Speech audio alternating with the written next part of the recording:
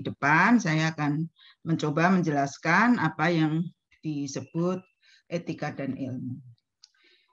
Nah, gambar-gambar ini sebetulnya apa ya, gimana mencari yang relevan ya untuk bisa Anda mengaitkan dengan apa yang akan kita bahas adalah ini sebetulnya gambar bom ya, bom atom. Bom itu kan hasil ilmu pengetahuan, hasil teknologi ya, tetapi kemudian ketika kita tidak ada etika ya, lepas dari aturan-aturan norma yang berlaku, maka ini bisa sangat bisa menghancurkan kemanusiaan sendiri.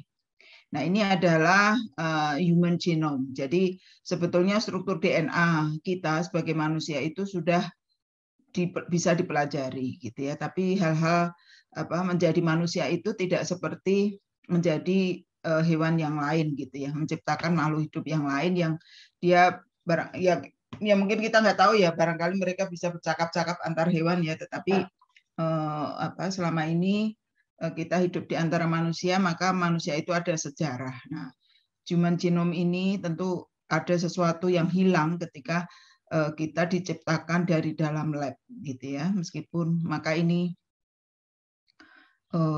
masih berhenti menjadi ilmu gitu. Nah, ini adalah etik ya, etika. Etika itu adalah bagaimana kita mempertimbangkan segala sesuatu yang mau kita lakukan gitu. Nah, ini mungkin Anda tahu ya.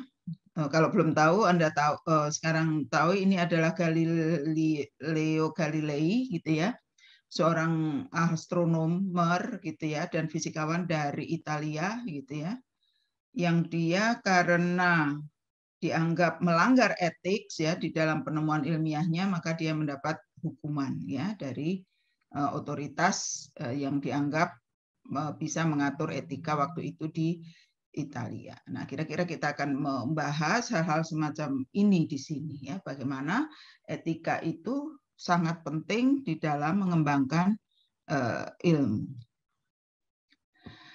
Nah, kita ada beberapa, waduh lupa lagi nih menuliskan subbabnya. Oke, nggak apa-apa deh. Kira-kira ada 6 hal nanti yang akan kita bahas, yaitu tentang kenapa kok tidak saya tulis gitu ya, karena kemarin itu saya masih ada mau mengubah judul gitu ya, tapi rasanya belum sempat gitu ya, jadi lupa gitu ya. Jadi ada hubungan etika dan sains, kemudian etika, sains dan etika, moralitas, sains dan teknologi, kemudian sains sebagai sesuatu yang bebas nilai gitu ya. Kemudian lupa saya, 4-nya terkait dengan aturan ya, bagaimana seorang ilmuwan gitu ya harus bersikap ya. Dan ke-7 adalah etika dalam penelitian ilmu sosial ya. Semua ini nanti kita pelajari sebagai pengantar karena Anda belum akan meneliti ya, tapi Anda harus sudah mulai belajar menulis gitu ya. Menulis ilmiah, dan aturan-aturan menulis ilmiah itu adalah tentu tidak terlalu berbeda ya atau sama dengan aturan menulis atau melakukan penelitian. Gitu. Ilmiah gitu maksud saya. Jadi di sini kita mulai dengan bab pertama, bagaimana sebetulnya hubungan etika dan sains itu. Dengan definisi etika, yaitu cabang filsafat yang berhubungan dengan nilai-nilai perilaku manusia terkait dengan benar dan salah, ya, dari tindakan tertentu, dan baik dan buruk motivasi melakukan itu, dan bagaimana hasil akhir tindakan itu, gitu ya. Jadi etika itu bisa jadi apa yang dilakukan tindakan itu benar, gitu ya, meskipun motivasinya kurang baik, gitu ya. Dan mungkin hasilnya bisa baik, bisa buruk gitu ya, karena ini kita tidak tahu apa contohnya, bahwa kita bertindak benar dengan motivasi yang buruk misalkan ya, itu apa ya, susah biasanya motivasi itu baik dilakukan dengan buruk gitu ya, sesuatu yang niatnya baik itu belum tentu kemudian bisa jadi dia tidak sesuai dengan apa hal yang berlaku dalam masyarakat gitu. Jadi kata etika itu apa ya yang sebentar tadi kok belum ada contohnya. Nanti Anda bisa akan saya tanya apa kira-kira contoh sesuatu yang kita motivasinya baik tapi kita lakukan dengan salah ya atau sebaliknya misalkan. Dan apa hasil akhirnya? Nah, kata etika itu berasal dari kata Yunani ethos ya yang berarti kebiasaan atau perilaku. Anda mungkin biasa dengan kata etos kerja gitu ya. Etos kerja. Jadi etos kerja orang Indonesia itu sangat rendah dibandingkan misalkan dengan orang dari Tiongkok misalkan ya, mereka etos kerjanya tinggi. Orang Jepang beda etos kerjanya dengan orang Afrika misalkan. Itu ada banyak penjelasan mengapa kebiasaan atau perilaku kerja itu berbeda gitu ya. Nah, sebetulnya konsep etika ini awalnya diusulkan oleh filsuf Yunani Aristoteles untuk diskusi tentang perilaku manusia. Jadi gimana sih dia mengatakan waktu itu mendiskusikan bagaimana sebetulnya teori etika itu gitu ya saat itu ya. Tapi kemudian seterusnya dipakai kata etika. Nah, saat ini ya makna etika kurang lebih setara dengan moral yang berasal dari kata Latin mos atau moris dan juga berarti adat atau perilaku tapi pada tingkat yang lebih pribadi. Ya, jadi di sini moral itu apa kaitannya dengan etika? Jadi kalau seseorang itu moralitasnya gitu ya, itu akan kalau dia bermoral baik maka dia akan melakukan sesuatu sesuai etikanya. Ya, tapi kalau moralitasnya itu kurang baik, maka dia cenderung melanggar etika, gitu. Ya, jadi kalau moral itu lebih melekat kepada diri seseorang. Jadi kalau seorang ilmuwan itu moralitasnya itu sebetulnya dia moralitasnya di dalam hal terkait dengan urusan-urusan etika itu rendah, gitu ya. Tapi sebetulnya mungkin dia adalah seorang ilmuwan yang baik. Dia bekerja untuk suatu tujuan untuk mendapatkan pengetahuan yang baik tapi dengan tidak etis gitu misalkan, maka dia dianggap ilmunya itu tidak bermoral jadinya. Oke, contohnya gini, misalkan kita mau menemukan suatu obat gitu ya, ini yang mudah ya, itu karena biasanya yang menjadi moral terkait moralitas itu terkait dengan ilmu-ilmu yang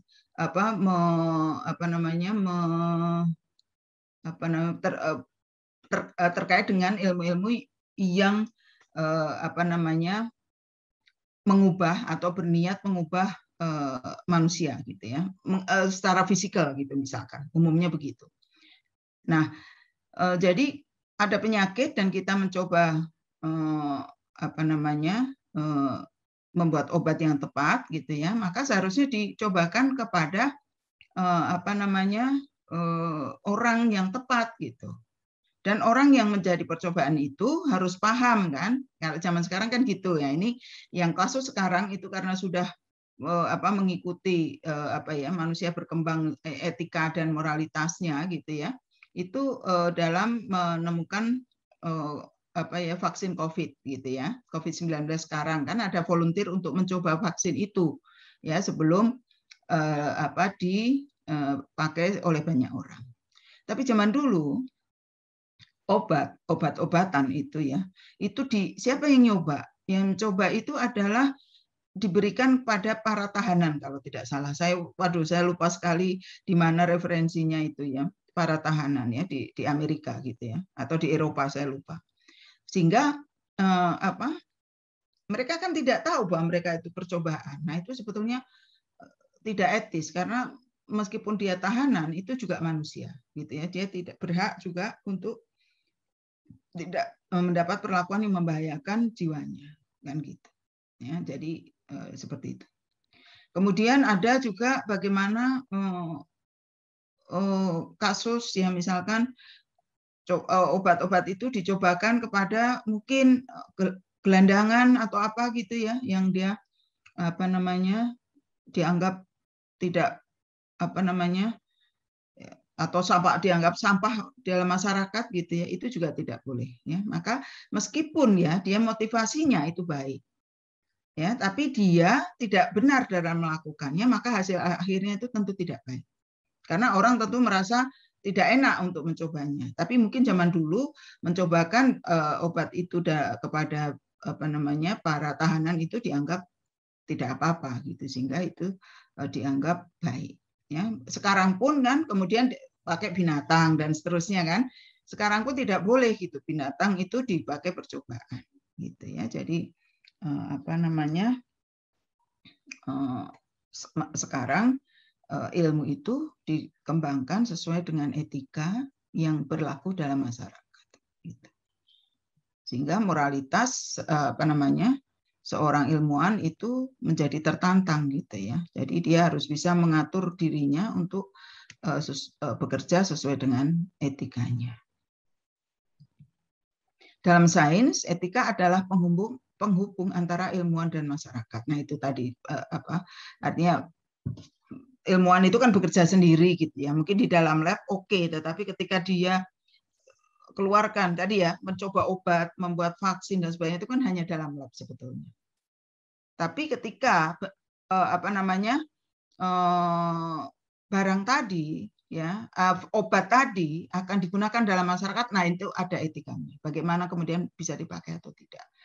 Atau bahkan tidak obat-obatan ya, makanan ya misalkan ya. Ada kasus misalkan cacing itu sebetulnya cacing tanah itu adalah sumber jadi saya ingat itu sumber energi dan protein tinggi gitu ya. Jadi saya ingat ada drakor yang ada menggunakan cacing itu. Nah, cacing kemudian oleh ahli gizi ya atau mahasiswa gizi membuat percobaan untuk membuat bubuk cacing sebagai suplemen makanan bayi. Orang suruh nyoba gitu tanpa dikasih tahu itu cacing atau tidak, atau bukan, atau apa. Barangkali enak rasanya, oke, sehat, tapi begitu diberi itu cacing, maka barangkali langsung sakit itu orang yang dicoba tadi, karena ada hubungan yang tidak diperhatikan oleh ilmuwan tadi, bahwa cacing adalah barang yang sangat kotor dan tidak boleh dimakan misalkan, atau ada aturan walaupun bukan aturan agama barangkali, tetapi itu secara kehidupan itu tidak lazim untuk dimakan, dan itu membuat orang yang makan itu menjadi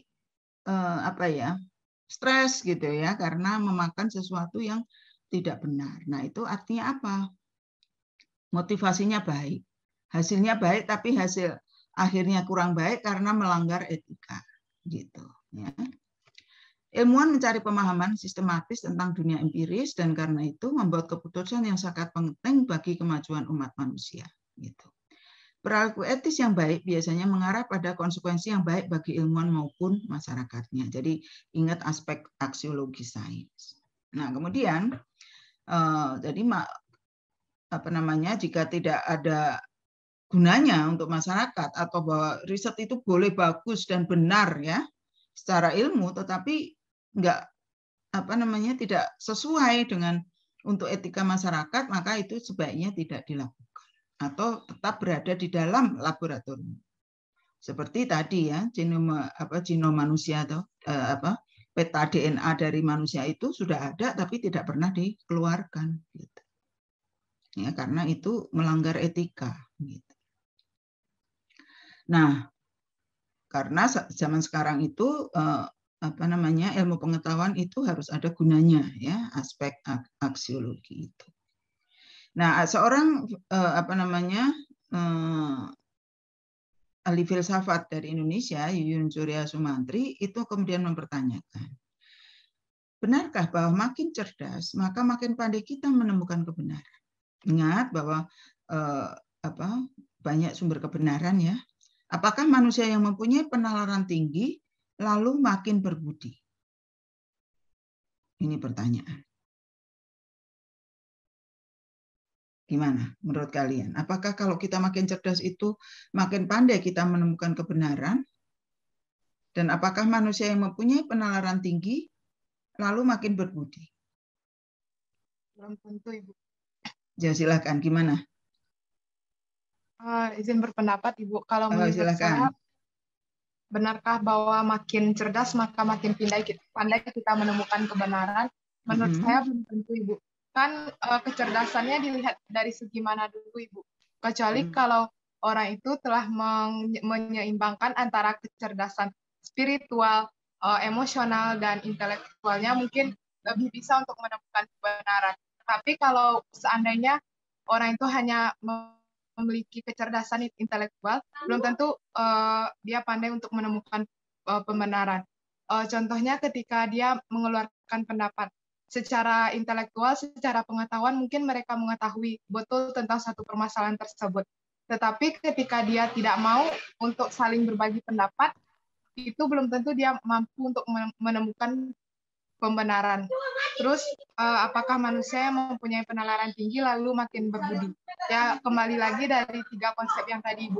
Ketika orang yang memiliki penalaran yang tinggi tetapi dia telah menyeimbangkan kecerdasan emosionalnya, intelektualnya, dan spiritualnya, mungkin dia bisa menemukan pembenaran dan berbudi.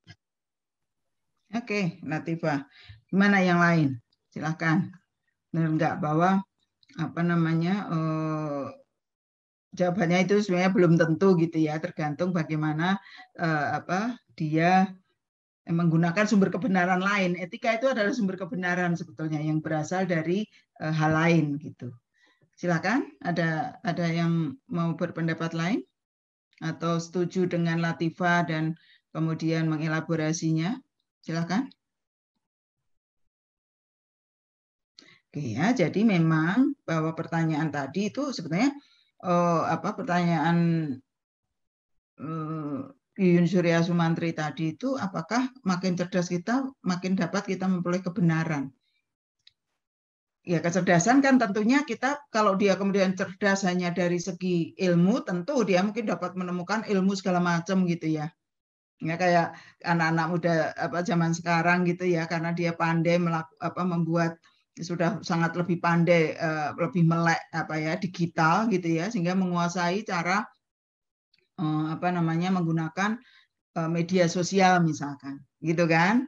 Ya, cerdas dia, pintar gitu ya. Nah, tapi kemudian dia tidak ada itu tadi ya, kebenaran lain, budinya ya, bukan budi temanmu ya gitu ya, isi hatinya gitu ya, moralnya ya, berbudi luhur itu kan bermoral baik ya, moralnya itu tidak melihat sumber kebenaran lain, sehingga dia seringkali melakukan hal-hal yang tidak seyogianya dilakukan di medsos. Kan itu banyak ya bukti ya, misalkan ada yang membuat hanya demi konten, membuat prank yang tidak gitu ya, membuat prank yang melukai orang lain gitu ya, yang kemudian menghina orang lain gitu, hanya dengan tujuan untuk sesuatu yang dianggap benar oleh dia gitu ya, tapi dia kurang pemahaman atas yang lainnya.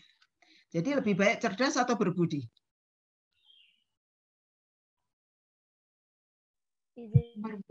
Berbudi, Bu. Berbudi.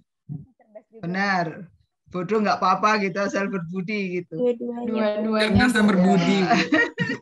Itu ya, jadi kita itu belajar, kita semua sudah cerdas, tapi sekarang kita tinggal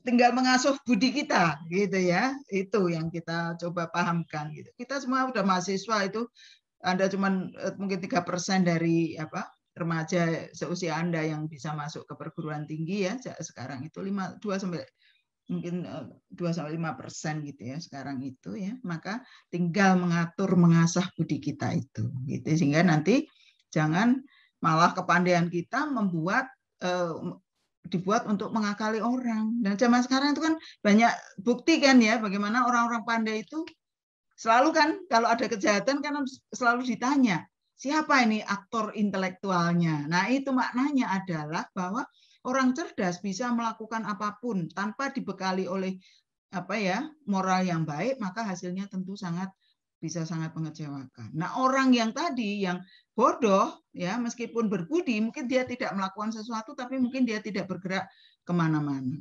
Orang bodoh tidak berbudi ya, jadinya tadi gitu yang muncul sebagai pion-pionnya yang disebut dari aktor intelektual tadi. Jadi kalau ada pertanyaan siapa nih aktor intelektualnya, nah itu sebetulnya ada orang yang cerdas di belakang semua aktivitas yang buruk itu, gitu.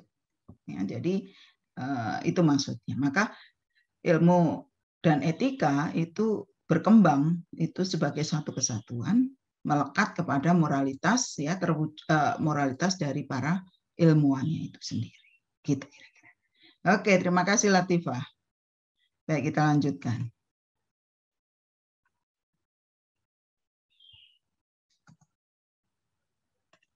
Nah, sorry. Nah, peradaban manusia sangat berhutang pada ilmu dan teknologi. Ini kita mau tidak mau harus kita akui. Saya 100 tahun yang lalu ketika pandemi terjadi di menyerang flu yang sama, 1918 gitu ya, di Amerika, barangkali korbannya tidak sebanyak ini dan tidak menyebar ke seluruh dunia gitu ya. Tapi kemudian ya, akibat perkembangan teknologi komunikasi dan pengetahuan yang lain itu membuat kita, meskipun sekarang kita itu berada di dalam situasi pandemi, dapat memeranginya dengan lebih baik gitu ya. Dan kita punya teknologi yang memungkinkan tetap bisa bekerja sesuai dengan tetap bisa bekerja meskipun dengan secara terbatas gitu ya. Jadi zaman dulu kalau ada pandemi dan orang nggak boleh pergi, ya tentu kita nggak bisa kuliah gitu ya, nggak mungkin gitu. Nah, berkat kemajuan teknologi maka kebutuhan manusia dapat dipenuhi dengan lebih cepat dan lebih mudah. Nah, apakah selalu berkah hal ini? Gitu. Sebenarnya tadi sudah dibahas tadi. Ya, kita pandai dengan medsos ya dan sebagainya, tapi apa yang terjadi? Ya, medsos kemudian disalahgunakan dengan menyebarkan berita-berita yang sebetulnya seolah-olah benar tapi tidak benar, gitu. Ya, seolah-olah itu baik tapi tidak baik, dan kemudian digunakan juga untuk lebih mudah untuk merusak orang lain, gitu ya, dan dirinya. Ya mungkin itu karena beberapa orang yang melakukan itu tidak paham akan teknologi itu sepenuhnya. Gitu. Hanya bisa pakai tapi tidak mengerti akibatnya. Nah, gitu. Itu belum cerdas sebetulnya. Ya, itu belum cerdas. Dalam perkembangan ilmu bukan saja menimbulkan gejala dehumanisasi. Nah, itu dia tadi, gejala dehumanisasi itu jadi kita terkontrol oleh teknologi itu. Namun bahkan mungkin mengubah hakikat kemanusiaan itu sendiri. Jadi kita hilang kemanusiaannya. Ilmu tidak lagi membantu manusia mencapai tujuan hidupnya, namun juga menciptakan tujuan hidup sendiri. Nah, ini dia. Ini sangat gimana ya kita mengatakan itu. Jadi sekarang siapa sekarang ini? Kita merasa, teknologi sudah maju, sudah segala macam mudah sekarang untuk manusia. Mendadak listrik mati, selesai kuliah kita, gitu. Ya.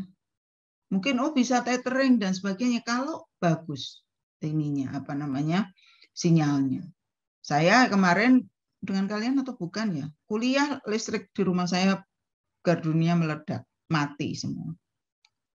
Terus bagaimana gitu ya? Ya untungnya ya berkat teknologi yang lain, kuliah itu sudah direkam, jadi ada video perkuliahan, dan cuman saya yang mati listriknya, asisten tidak, kelas tidak, sehingga tetap bisa kuliah dengan memutar video itu. Dan saya ternyata cukup bisa membeli kuota ya untuk HP saya, sehingga saya bisa menyambung istilahnya tethering ya dengan menggunakannya sebagai hotspot, sehingga saya tetap bisa membuka Zoom untuk ikut kuliah, menyelesaikan kuliah tersebut. Gitu. Artinya apa? Kita itu sangat disetir sebetulnya dengan teknologi tadi. Gitu. Coba siapa yang nggak bisa, yang bisa hidup sehari aja tanpa HP? Coba latihan itu memang harus dilatih ya, sehari sama sekali tidak pegang HP. Gitu. Ya, atau tidak menggunakan peralatan modern misalkan, hidup seperti manusia seadanya gitu ya. Mungkin tidak. Paling tidak kita masih perlu listrik. Enggak, saya nggak mau pakai HP misalnya sebagai ibu rumah tangga ya, pengalaman saya. Saya mau nyuci, mau bersih-bersih rumah, tapi semua perlu listrik. Nggak ada listrik, nyuci pakai tangan. Wah, enggak lah. Setrika nggak mungkin. Saya udah nggak punya setrika pakai setrika pakai arang itu ya, pakai arang itu udah nggak punya.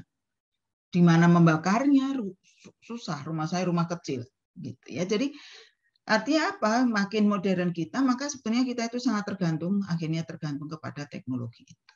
Ya, jadi kita memang berusaha untuk meminimalkan, ya, upayakan bahwa kita tidak kemudian sangat tergantung oleh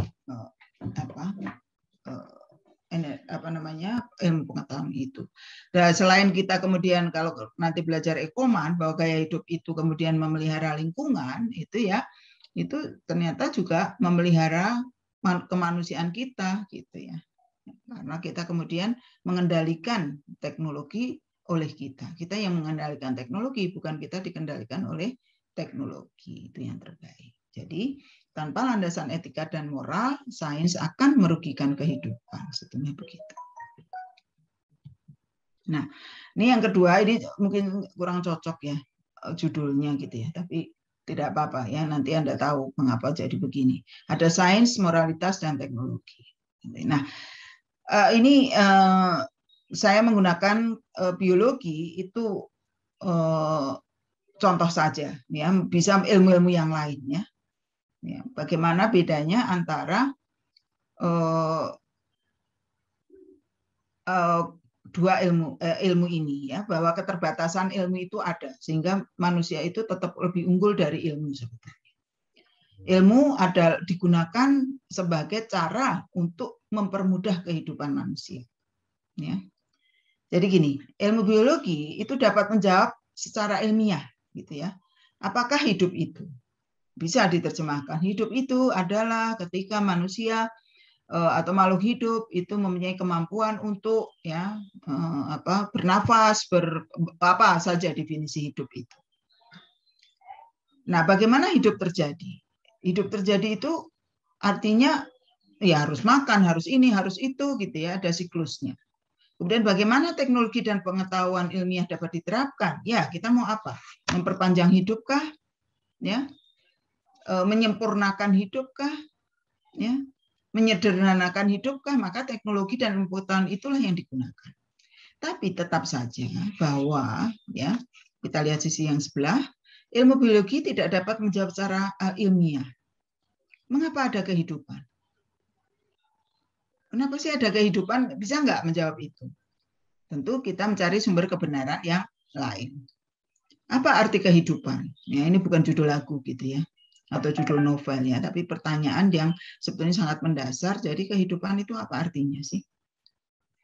Kan kalau Anda misalkan lagi putus cinta, kemudian mengatakan bahwa hidupku sudah tidak berarti tanpamu misalkan. Jadi apa sebenarnya arti kehidupan?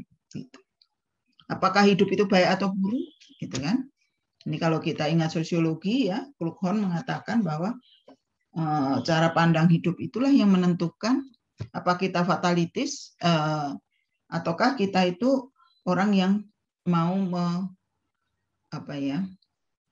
mau hidup dengan teknologi dengan memanfaatkan alam sekitar kita.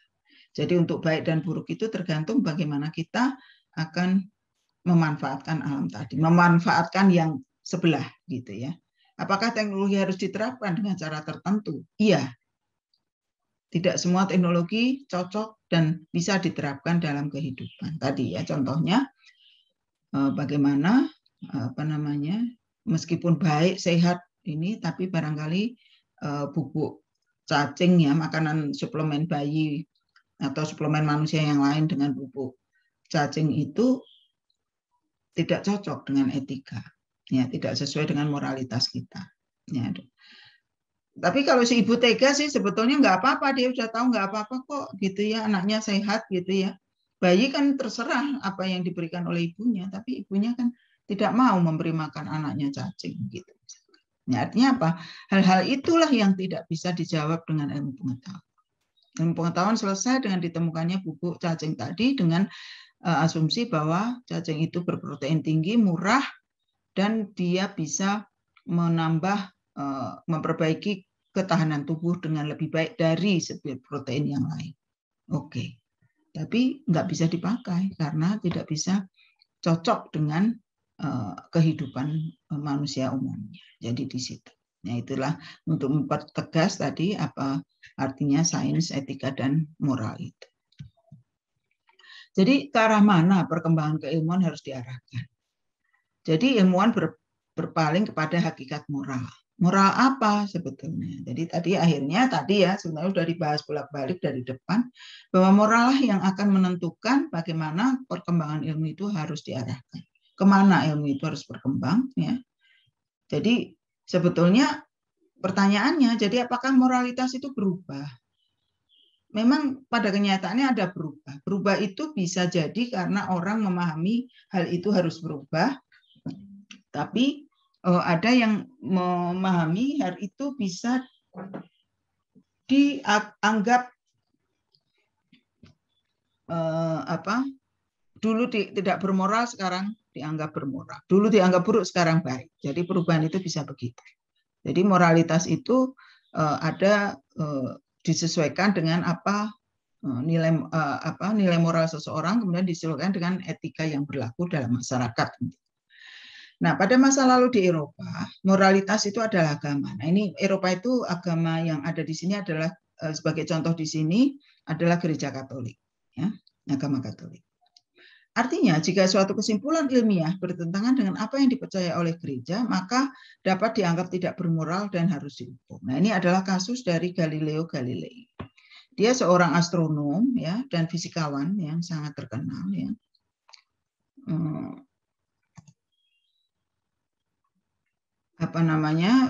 Menemukan ya. Mungkin waktu itu nggak tahu pokoknya dia fisikawan dan astronom ya, dan dia menemukan bahwa suatu teori baru di mana dia mengatakan bahwa sebetulnya yang mengelilingi bumi, bahwa bumilah yang mengelilingi matahari, bukan matahari yang mengelilingi bumi seperti yang dipercaya oleh gereja. Maka atas hal itu dianggap ilmunya si Galileo Galilei itu adalah sesat. Dia sesat sehingga harus dihukum. Maka dia dipenjarakan seumur hidup itu, ya, Galileo itu. Ya, artinya apa? Dia adalah moralitasnya waktu itu dianggap yang benar adalah apa yang dipercaya oleh gereja. Tapi kemudian pengetahuan itu juga berkembang, ya. Kemudian manusia juga berkembang, ya. Akhirnya setelah berjalan 2,5 abad, nah ini saya tadi lupa ini tahun berapa ya, mungkin mungkin di atas abad 16 atau apa gitu. Kalau Anda bisa cari di Google kapan sih abad pencerahan di Eropa itu. Akhirnya ilmuwan Eropa mendapat otonomi bahwa ilmu dikembangkan terbebas dari nilai-nilai atau ajaran-ajaran di luar bidang keilmuan. Sehingga baik agama, politik, ekonomi, dan yang lain-lain itu tidak bisa lagi mempengaruhi perkembangan ilmu. Gitu. Ya, jadi dia misalkan ilmu yang diperoleh, jadi gereja ataupun otoritas agama yang lain pun tidak bisa menghukum seseorang karena temuannya itu, gitu misalkan. Karena dia dikembangkan, dianggap terbebas dari nilai-nilai atau ajaran-ajaran di luar bidang keilmuan. Ini berjuang nih, lama nih, sudah ada kasusnya, itu adalah Galileo Galilei.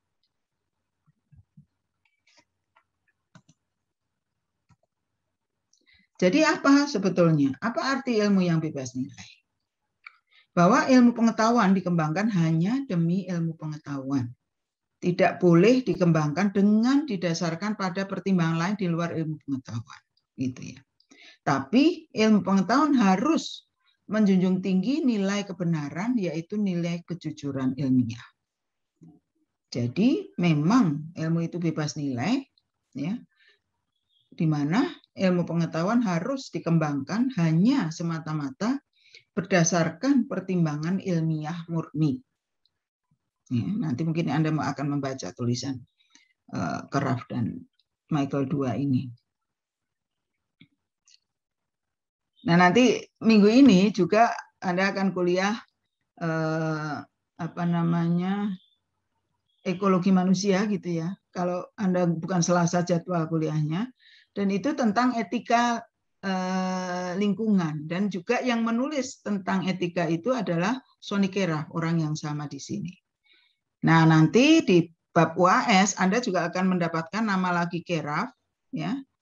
Tapi Goris Keraf yang menulis tentang komposisi, nah itu akan bicara tentang bahasa Indonesia. Jadi dia bapak dan anak, ya. Sonny Keraf itu putra dari Goris Keraf. Tapi Sonny Keraf itu menjadi filosof. Gitu. Jadi buku-bukunya terkait filosofi umum atau terkait ekologi. Ya, jadi nanti akan ketemu lagi Sonny Keraf tentang etika ilmu. Nah, konsep ilmiah yang bersifat abstrak itu kemudian menjelma dalam bentuk konkret berupa teknologi. Jadi teknologi itulah yang berkembang terus gitu ya. Tapi temuan ilmiahnya itu sudah selesai gitu ya. Jadi ketika Archimedes ya yang kemudian menemukan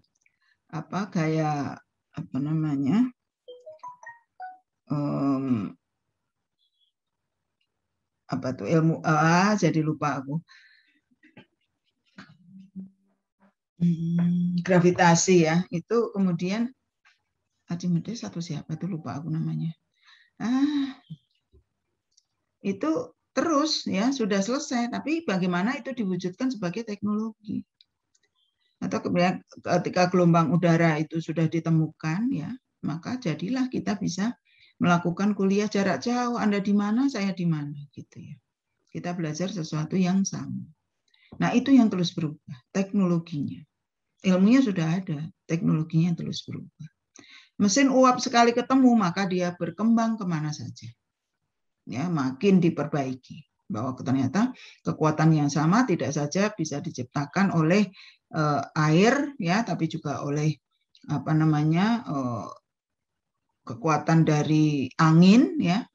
Kemudian angin juga ternyata bisa, dan kemudian akhirnya apa yang disebut nuklir gitu sampai ke sana gitu ya. Jadi itu teknologinya yang berkembang.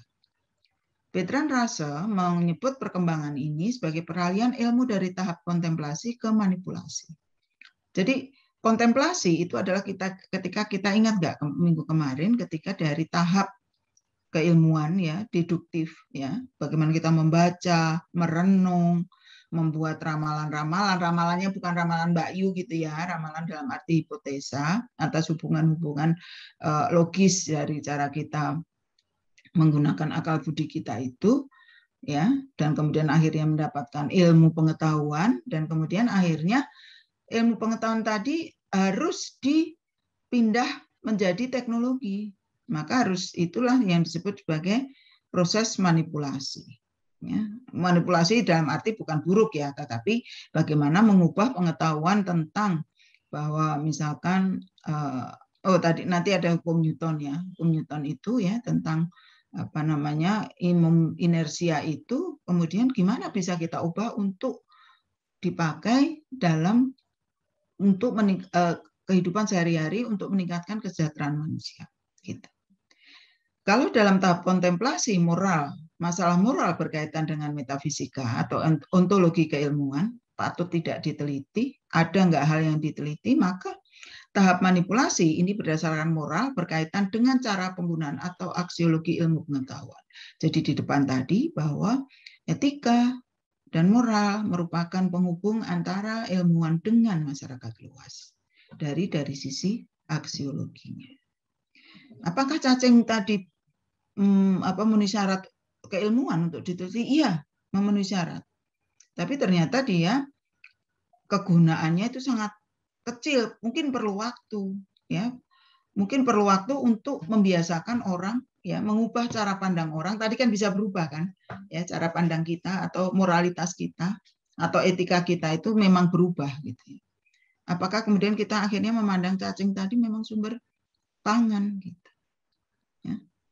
Jadi nanti akan ada peternakan cacing bukan buat pemancing mendapatkan ikan, tapi memang untuk dimakan karena memang itu adalah sumber protein yang murah dan baik gitu misalkan. Jadi untuk menggunakannya ilmu tadi maka perlu itu terkait dengan aksiologi ilmu. Apa gunanya? Setelah ilmu tadi ditemukan.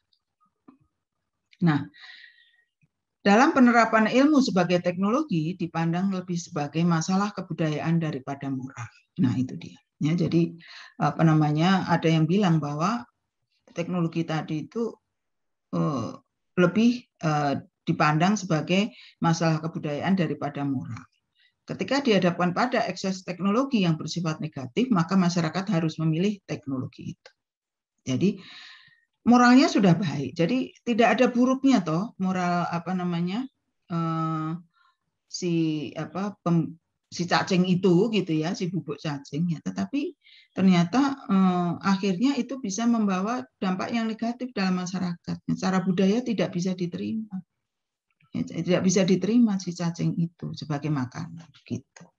Tapi nanti kalau kita sudah berubah ya siapa tahu bahwa akhirnya kita akan makan cacing suatu saat gitu. Nah, secara konseptual bahwa suatu masyarakat harus menetapkan strategi pengembangan teknologinya agar sesuai dengan nilai-nilai budaya yang dijunjung. Nah, inilah dia ada proses bagaimana suatu teknologi itu akhirnya bisa diterima dengan luas dalam masyarakat. Ya, atau kemudian apakah lebih cepat atau lebih lambat? Nah, ini adalah apa namanya tergantung bagaimana nilai budaya yang dijunjung. Nah, mungkin kalau kemarin dari sosiologi, dari perubahan sosial kita bisa melihat bahwa teknologi yang sifatnya itu aksesoris, instrumental, peralatan itu mudah kita terima. Tapi teknologi yang sifatnya mengubah cara berpikir, gaya hidup, itulah yang susah. Ya, gaya hidup, misalkan green lifestyle, nah itu juga susah itu untuk mengubahnya, gitu ya. Apa itu teknologi? Iya, sebetulnya itu adalah sesuatu yang baru, kan gitu. Ya, cara hidup yang baru. Bukannya lama, Bu, ya itu lama, memang balik kepada cara hidup yang lama, tapi bagaimana kemudian kita memutuskan bahwa ketika segala macam ada di sekitar kita, dan kita mampu sebetulnya membelinya, tapi kemudian kita memilih untuk tidak menggunakan hal itu karena kita tahu itu akan merusak lingkungan, maka itulah perubahan nilai budaya itu. Gitu. Jadi apa itu teknologi? Ini teknologi adalah kumpulan ya berbagai teknik, keterampilan, metode dan proses yang digunakan untuk memproduksi barang-barang dan jasa atau pencapaian tujuan-tujuan. Misalnya dengan melakukan penelitian ilmiah. Nah, jadi ini adalah communication timeline. Jadi berkembangnya proses komunikasi ya, alat komunikasi, teknologi komunikasi ya. Dari dulu ketika orang itu bahwa komunikasi itu orang per orang ya, dari orang itu ngomong ya dari satu persatu, kemudian sampai pada ada merpati pos gitu ya, merpati yang apa namanya yang mengirim pesan itu ya, itu kemudian apa katanya merpati tidak pernah ingkar janji itu karena dia pasti sampai ya, tapi harus ditrain gitu, kalau nggak ditrain ya nggak bisa. Nah, kemudian Morse misalkan ada radio, ya, telepon, fax, HP zaman dulu nih, gitu ya. Saya pernah punya ini beberapa kali HP model begini. Kemudian muncul internet, ya, wireless gitu, email, kemudian kita pakai smartphone. Ya, smartphone yang kemudian berkembang dengan teknologi yang kita pakai sekarang, ya, misalkan. Nah, ini adalah teknologi saja, ya. Tapi mulai dari radio ini sebetulnya, ini ya Morse ini sebetulnya pemanfaat pertama dari penemuan gelombang suara ya kalau nggak salah ya, gelombang suara. Nanti dicari lagi apa namanya, siapa yang menemukan itu. Tapi ini adalah perkembangan teknologi. Ya, jadi kita bisa memilih yang mana. Kita semua bisa mempelajari. Dan apakah terus akan berubah? Iya. tentunya. Kita tidak tahu apa yang akan terjadi kemudian. Ketika dulu kita kemudian menggunakan HP kan tidak tahu bahwa kemudian kita akan menggunakannya internet ini gitu ya. Itu untuk melakukan kehidupan sehari-hari sekarang atau untuk bertemu dengan orang sekarang. Gitu. Nah, ini contoh bagaimana penerapan pengetahuan sebagai teknologi. Misalkan hukum Newton 3 itu sangat sederhana, bahwa aksi itu menghasilkan reaksi. Ya. Jadi kalau kita tanya perlu jawab. Itu aksi dan reaksi sederhana kita lakukan. Nah, tapi kemudian ini dimanipulasi yang memungkinkan kita naik pesawat terbang. Ya, kemudian bagaimana kemudian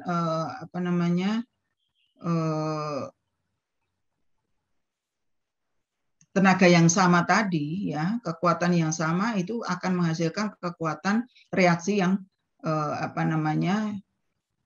suatu reaksi tertentu.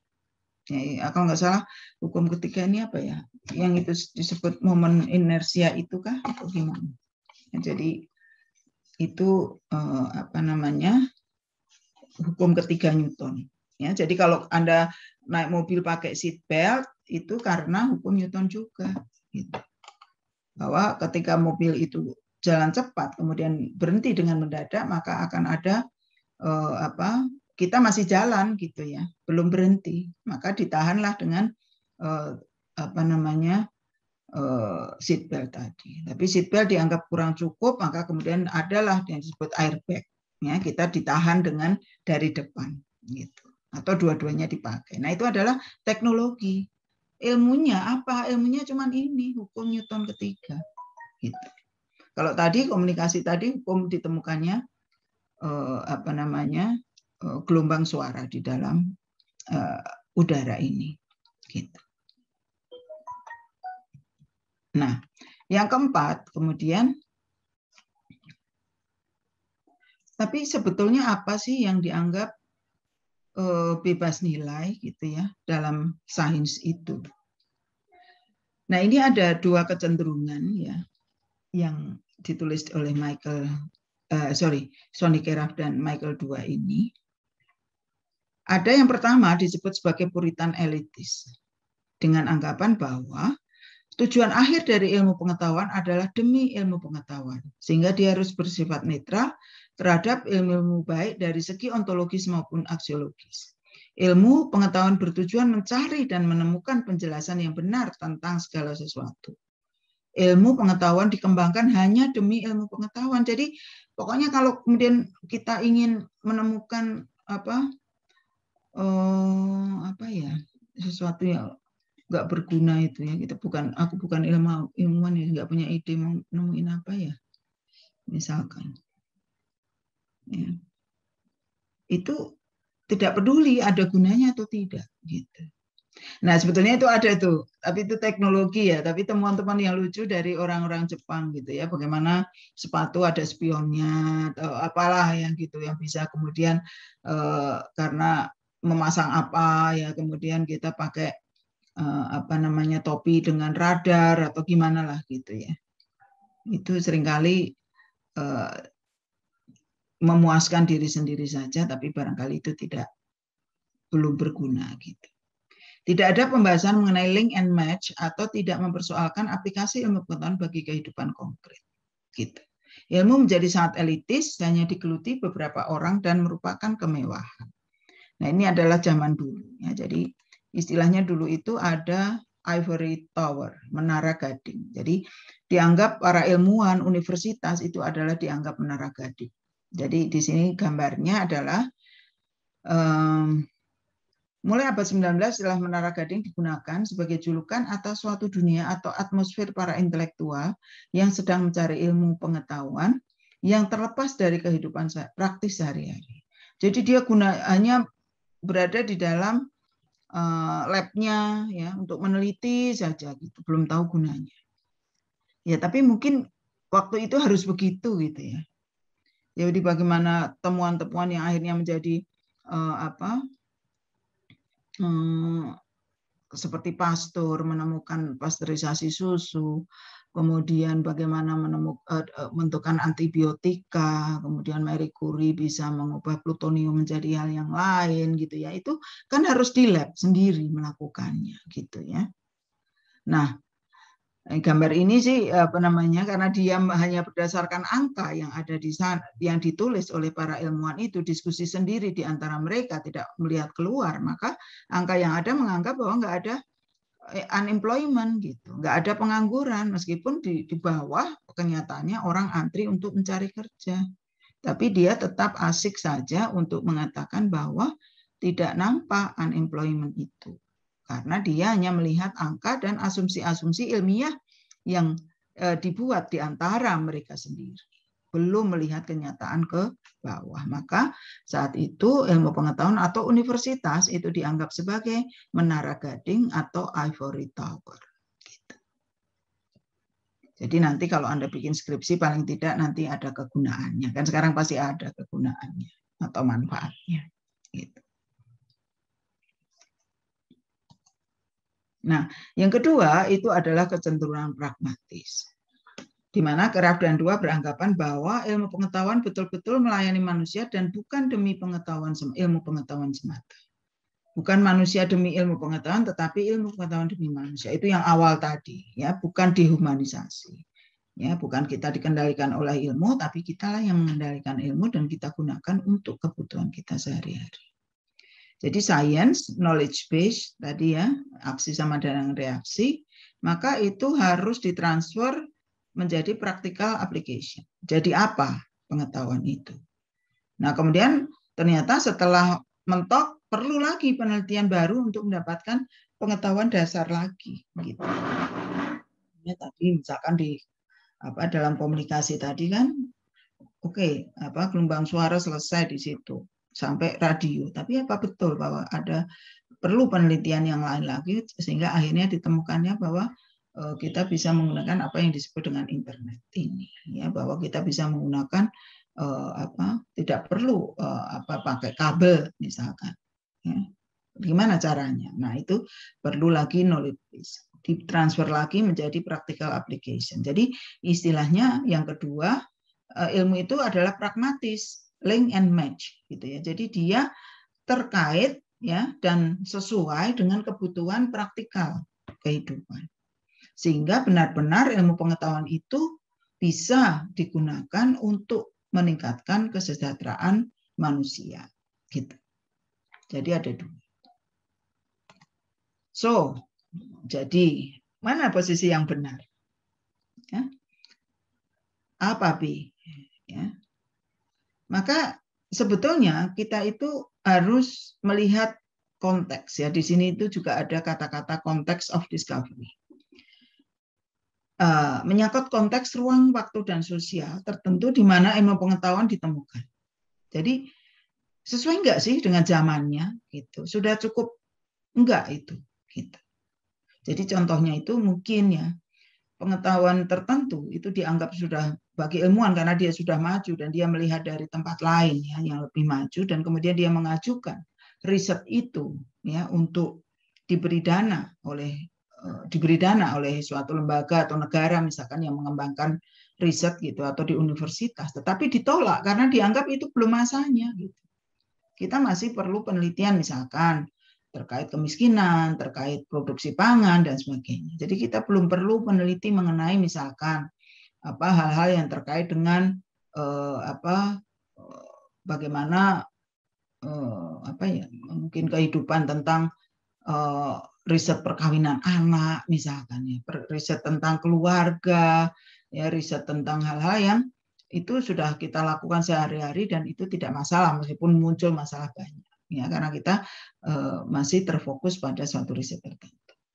Tapi negara lain itu sudah sangat maju di dalam riset-riset tersebut misalkan. Atau perlu nggak sih kita meneliti tentang atom nuklir gitu. Jadi ada kisah seorang dokter ya sekolah tapi dia tuh pelajaran yang diambil itu ilmunya itu sangat khas gitu, atom nuklir atau apa gitulah yang kita belum perlu gitu ya. Kita itu baru memerlukan bisa menggunakan mau menggunakan nuklir biasa sajalah untuk membuat PLT N pun masih bermasalah gitu misalkan. Jadi belum yang sangat canggih. Sehingga dia bingung, risetnya tentu nggak ada yang membiayai gitu. Ya, karena makan dana yang besar. Jadi seperti itu. Ya, jadi konteks of discovery. Ya, jadi kalau Anda mengajukan ya dana, jadi atau kalau Anda tertarik ya mulai tertarik untuk PKN, nah sekarang kan digalakkan tuh PKN itu, maka ini penting untuk memahami konteks of discovery. Pertama ya Anda perhatikan bahwa memang Anda yang memutuskan, ilmuwan ya, masalah mana yang ingin mereka teliti gitu. Tapi kedua, juga memperhatikan adalah keputusan lembaga peneliti tentang jenis bidang atau keahlian penelitian yang mereka lakukan. Jadi kalau dananya itu untuk riset A, ya Anda jangan minta untuk riset B, meskipun Anda tahu riset B itu penting gitu. Ketiga adalah keputusan lembaga menyandang dana yang dipengaruhi oleh minat nilai ideologi dari lembaga tersebut, dan mungkin secara etika secara umum. Dan keempat adalah keputusan dan kebijakan umum dalam masyarakat yang bersangkutan. Gitu ya. Jadi ini jadi konteks of discovery itu sangat penting. Itu sebetulnya sudah langsung menggabungkan antara ontologi dan aksiologi. Perlu nggak ini diteliti dan karena apakah ada gunanya atau tidak, gitu. Sehingga orang akan mendanai. Gitu. Ya, jadi kalau kita belajar suatu negara yang sudah sangat maju, gitu ya, kehidupan masyarakatnya sudah mungkin sangat sudah dunia pertama misalkan ya, sudah dianggap develop, sudah membangun gitu ya, sudah maju banget itu, maka tentu kebutuhan mereka atas ilmu pengetahuan berbeda dengan kita gitu. Sehingga tentu riset-riset kita itu akan diperhatikan konteks of discovery. Apa pentingnya terhadap penemuan itu terhadap untuk kehidupan. Yang kedua, konteks of justification adalah konteks pengujian ilmiah atau segi epistemologi terhadap hasil penelitian dan kegiatan ilmiah berdasarkan kategori dan kriteria yang murni ilmiah. Pengujian dilakukan berdasarkan data dan fakta apa adanya dan validitas metode ilmu yang dipakai tanpa memperhatikan faktor-faktor lain di luar itu. Jadi nilai kebenaran adalah satu-satunya nilai yang berlaku dan dipertimbangkan dalam konteks justifikasi, konteks penemuan atau pengujian dan penemuan ilmiah atau epistemologi dari keilmuan itu. Yang pertama adalah bahwa Anda memang dianggap ahli di dalamnya. Gitu. Atau kalau bukan, saya belum ahli, Bu. Sedang belajar. Oke. Anda sedang belajar tapi Anda mengarah kepada suatu cara penemuan yang khas gitu misalkan. Ini dari segi sosiologi. Ya, tadi Anda mau meneliti tentang bagaimana cara misalkan ya propaganda itu jadi jelek ya kata-kata itu ya, mengkampanyekan bubuk cacing tadi sebagai makanan bayi misalkan. Maka Anda menggabung pengetahuan Anda dengan teman-teman dari GMSK misalkan. Ya, gizi ya namanya, bukan GMSK. Dari gizi yang bisa menjelaskan secara pasti apa cacing itu, tapi Anda juga punya ilmu ya dari SKPM sebagai ahli untuk menyebarkan kepada masyarakat dan bagaimana cara mengajak masyarakat mau bekerja sama. Anda punya ilmunya, gitu. Maka itu konteks of justification. Jadi dengan dasar itu, meskipun Anda masih mahasiswa, tapi Anda sebetulnya belajar ke arah keahlian itu dan kemudian punya pembimbing yang sesuai, ya itulah yang akan menentukan keilmuan itu, gitu ya. Maka itu yang boleh. Nah, kalau Anda sudah lulus, sudah ahli, maka tentu Anda akan diuji dari keahlian itu. Jadi ada dua hal yang harus diperhatikan. Jadi discovery atau justifikasi, dua-duanya, ketiganya itu harus dipenuhi. Aksiologi terkait ontologi, ilmu itu perlu atau tidak dan apa gunanya, dan yang meneliti itu akan sesuai atau tidak. Jadi dua-duanya itu harus harus dipenuhi ketiganya itu. Ya, itu apakah nanti akan menjadi ilmu yang elitis ya puritan, jadi hanya sekedar menjadi ilmu dasar gitu. Karena ada memang yang ilmu dasar tadi kan ada di sini kan ada, maaf ya, kita balik sedikit ke sini. Ya, sorry.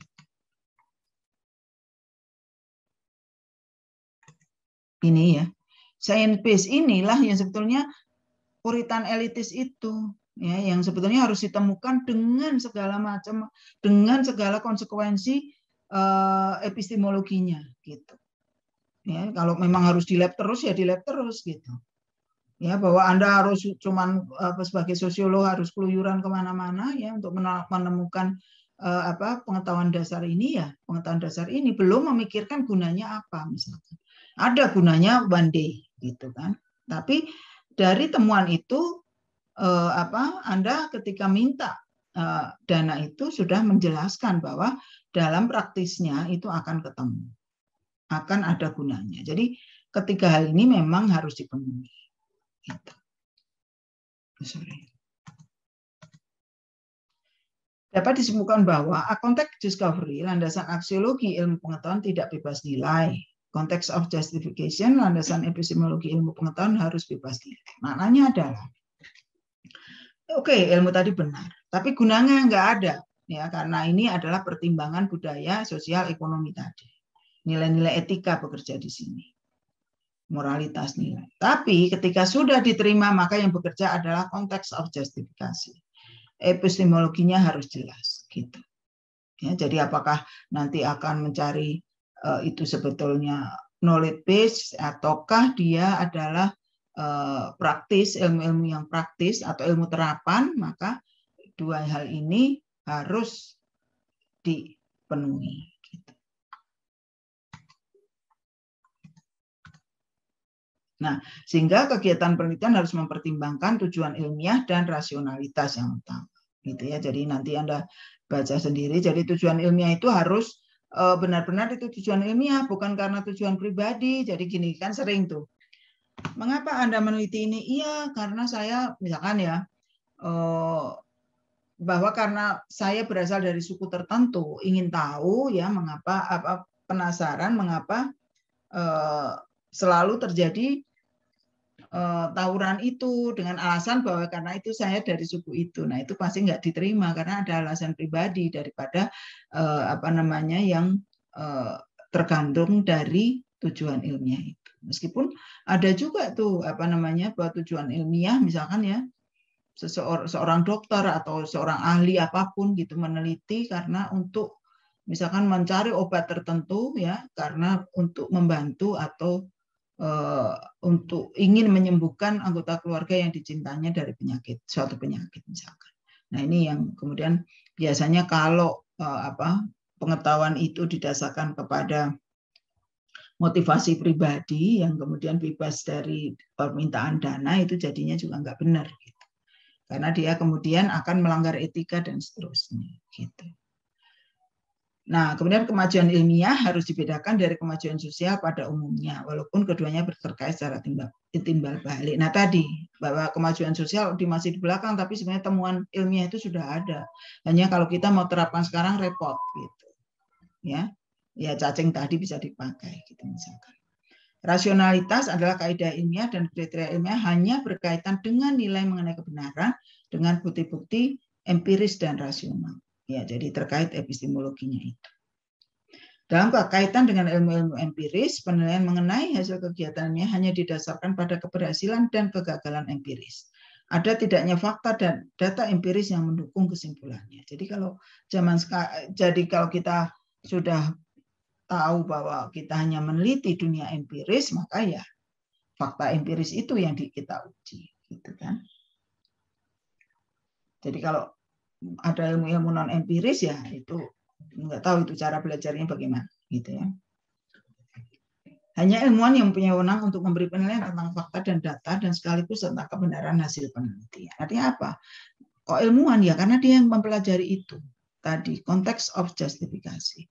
Anda belajar di SKPM akan keluar sebagai ahli ilmu pengembangan masyarakat, komunikasi dan pengembangan masyarakat nanti keluar. Ya, jadi Anda yang berhak untuk melakukan riset-riset terkait hal itu. Karena Anda tahu datanya apa, fakta empiris yang mau diteliti apa, ya, dan seterusnya. Jadi ini harus dipertimbangkan. Tadinya sih ini bukan bagian dari tulisan ini ya, tapi kita gunakan saja nanti. Anda penelitiannya itu adalah desk research, gitu ya. Anda membaca dari hasil penelitian yang lain, Anda baru melakukan proses deduktif, ya, untuk menghasilkan suatu tulisan. Gitu.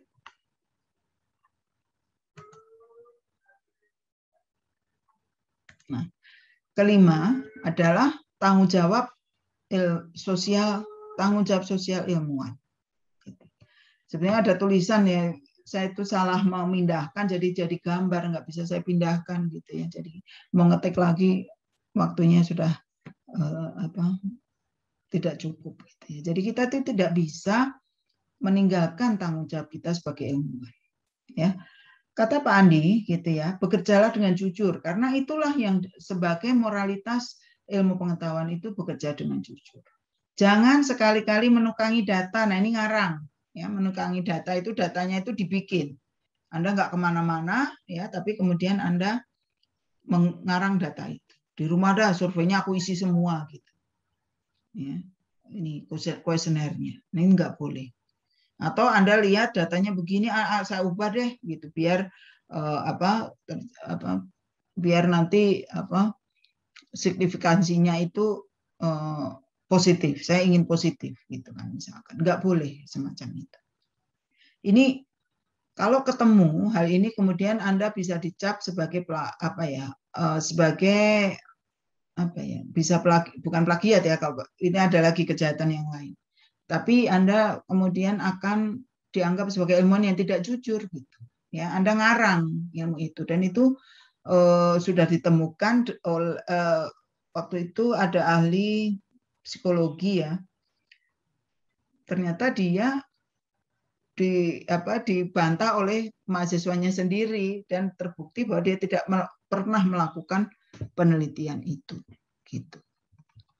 Ya mungkin dari masih level deduktif, tapi sudah menyatakan bahwa itu sudah teruji secara ilmiah atau sudah melalui proses rasionalitas tadi, gitu. Nah, selalulah bertindak tepat, teliti, dan cermat. Berlakulah adil terhadap pendapat orang lain yang muncul terlebih dahulu. Maka inilah yang penting ya, nanti di bab 7 atau berapa ya? 10 atau berapa kita akan belajar tentang cara mengutip sumber data. Nah, itu adalah bahwa kita menghargai pendapat pengetahuan sebelumnya. Karena apa? Ilmu itu adalah kumulatif. Caranya sebetulnya gimana? Moralitasnya. Kita tempatkan diri kita pada orang lain itu. Kita punya penemuan yang bagus dan kita tahu upaya kita menemukannya itu sangat susah. Cari dana susah, meyakinkan orang yang punya dana susah, di lapangan susah. Ternyata setelah jadi, tulisan Anda dimuat tapi tidak pernah disebut bahwa itu adalah hasil penelitian Anda. Nah, itu tempatkan mulai sekarang di diri Anda. Saya tidak mau begitu, dibegitukan orang lain. Maka saya tidak akan berbuat yang sama pada orang lain. Jadi berlakulah adil terhadap pendapat orang lain yang muncul terlebih dulu. Jauhilah pandangan terbias terhadap data dan pemikiran ilmuwan lain. Gitu ya. Jadi misalkan gini, nah ini banyak terjadi ya kasusnya gitu ya. Jadi karena dia mungkin ya yang kasusnya itu kan ada supremasi ya selalu ya di dunia ini, supremasi orang ilmuwan barat gitu. Menganggap bahwa temuan-temuan dari orang ahli-ahli di luar barat itu salah dan dia tidak berkualitas. Nah, itu dia bias itu namanya. Jadi ada teman saya yang akhirnya terpaksa tidak lulus dengan baik gitu ya gara-gara dia percaya dan mengutip hasil temuan dari riset ilmuwan yang bukan orang barat. Dia diminta ganti, dia kekeh bahwa ini lebih benar dari risetmu. Nah, itu yang terjadi. Ya. Karena pandangan pembimbingnya itu kok ya maaf dia dapat pembimbing yang sudah bias gitu. Atau gini, dia kan perempuan, nggak ngerti dia, pasti nggak benar, itu jangan dikutip gitu. Nah itu juga nggak benar. Dia kan orang dari sini, nah itu dia namanya bias terhadap data dan pemikiran ilmuwan lain. Jangan berkompromi, tapi usahakanlah menyelesaikan permasalahan yang dihadapi dengan tuntas. Jadi kompromi itu nggak boleh. Jadi kalau datanya, waduh kok banyak missing link ya, gimana ya ini?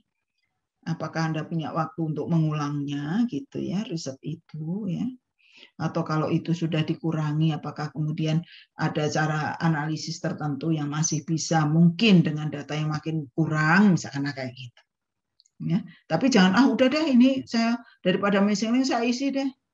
Kok dia jawabnya 0 ya, seharusnya kan enggak gitu kan. Anda isi, nah itu namanya nomor 2, Anda menukangi data gara-gara Anda banyak missing link, atau missing link itu datanya enggak terekod dengan baik. Atau Anda lupa mengisikannya, atau orang tadi menjawab tidak tahu dan Anda tidak berusaha bertanya mengapa tidak tahu gitu. Nah, itu riset itu begitu. Itu di sisi rasionalitas. Nah, kemudian bahwa apakah etika, tadi kan yang kita bahas itu kan seolah-olah etika ilmu alam gitu ya. Tapi ilmu sosial apa gitu. Kan tidak menyangkut pada kehidupan ya. Gitu.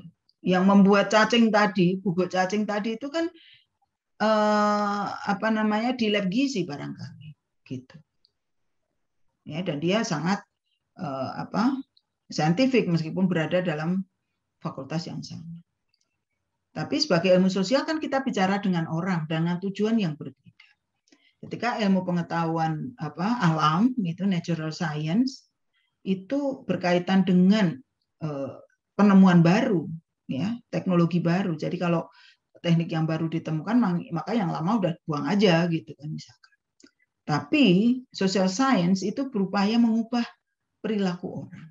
Jadi ketika perilaku orang itu juga masih begitu, maka meskipun sudah bertahun-tahun orang lain sudah berubah, ya, tapi ada yang tetap tidak berubah, maka riset itu masih tetap digunakan. Gitu. Kenapa sih yang lain itu, misalkan masyarakat yang lain itu merusak hutan, kok dia enggak gitu misalkan? Kenapa sih yang lain itu kemudian pakai mobil, kok dia tetap jalan kaki? Kenapa ya? Nah itu masih boleh dilakukan. Nah, etikanya apa gitu ya? Terkait dengan manusia ini. Ya, jadi terkait dengan etika penelitian atau research ethics adalah penerapan aturan-aturan moral dan kode etik profesional atas pengumpulan, analisis, pelaporan, dan publikasi dari informasi tentang subjek penelitian. Dari yang ilmu sosial kan orang yang Anda teliti. Mereka punya hak pribadi, punya rahasia, dan dia punya konsen. Maka itu yang harus diperhatikan. Jadi secara garis besar dalam penelitian ilmu sosial, subjek penelitian ya atau responden misalkan harus dilindungi privasinya. Maka biasanya di dalam penelitian itu hanya Anda yang tahu ini siapa gitu ya, tapi kemudian data yang keluar diganti kode semua.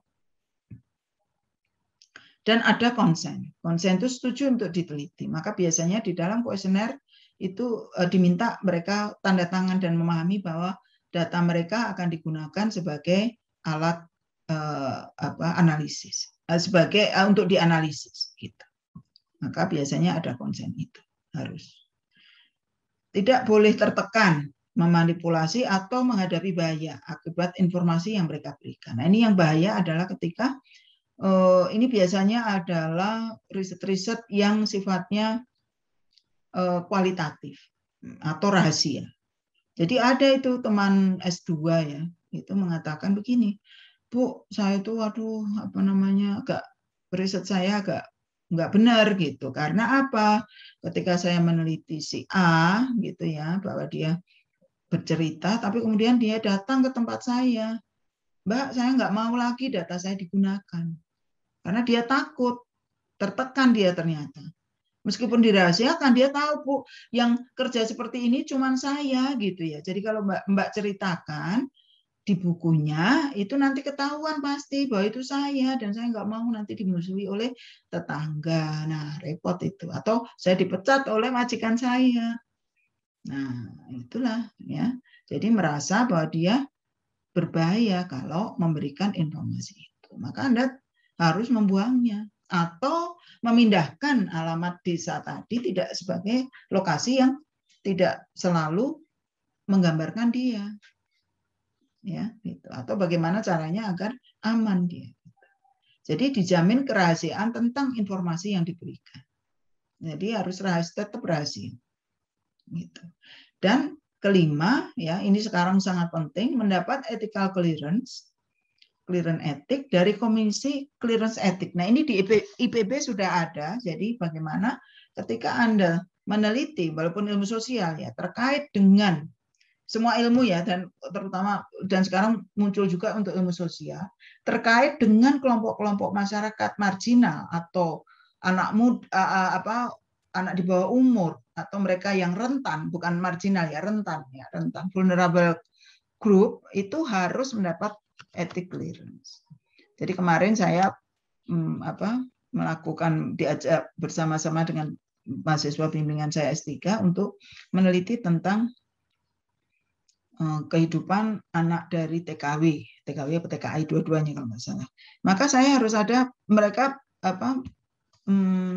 mahasiswa S3 saya itu ya sebagai ketua peneliti dia harus mendapat ethical clearance.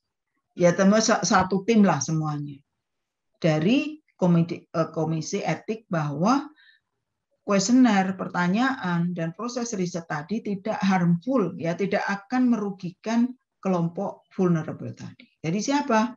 Mungkin lansia, anak-anak, ya, kelompok mungkin pemakai narkoba misalkan, ya itu menjadi kelompok rentan. Ketika kita menjadikan dia kelompok ini sensitif, menjadi responden atau subjek riset kita. Atau misalkan korban KDRT misalkan, atau perempuan atau apa gitu ya. Jadi ada listnya, ada daftarnya siapa saja kelompok-kelompok sosial mana yang memerlukan apa yang disebut ethical clearance, persetujuan dari komisi etik untuk diteliti. Ya, jadi ilmu sosial karena bicara dengan manusia, maka yang kita lindungi adalah si manusia, subjek penelitian kita. Hak privasinya, kerahasiaannya, dan keamanannya. Mereka harus setuju dan paham bahwa dia akan menjadi subjek penelitian kita. Nah, itu adalah etika penelitian dan ilmu sosial. Nah, kalau dari ilmu alam tadi, itu moralitas dari si penelitinya yang menjadi lebih penting. Karena apa? Karena barang natural itu kan barang mati. Anda bisa apakan saja. Gitu. Ya. Jadi demikian. Terima kasih. Jadi semua bahan yang perlu kami share, kami bagi dengan Anda itu sudah.